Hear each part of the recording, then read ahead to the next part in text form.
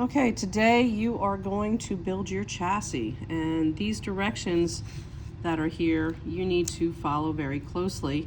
As a matter of fact, step-by-step directions. And first thing it says is check off the box next to each step as you complete the steps. Step 1, gather all the materials needed to build the standard base of your car.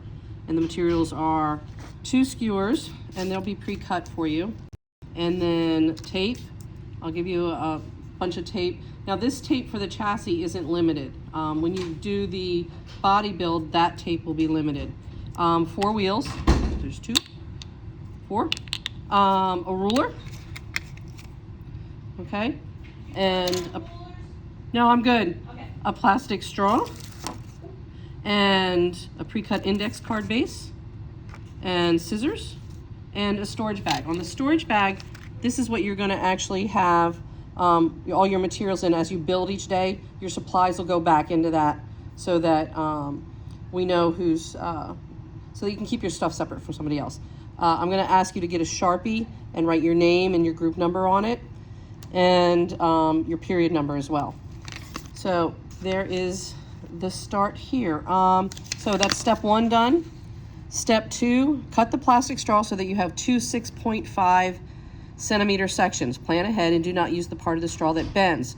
Be sure to use the centimeter side of the ruler, not the inches. So if we have our ruler here, this is the centimeter side. 6.5 centimeters is right there.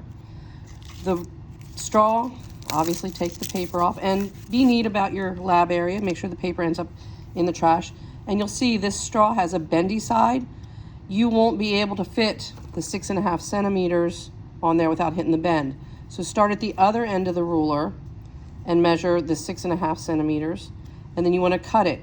I probably, personally, I tend to do things, I'll use the Sharpie. If you have a Sharpie, use it. If not, you can borrow one of mine. And go to 6.5 centimeters, make a line there, and then measure another 6.5 centimeters and mark the line there.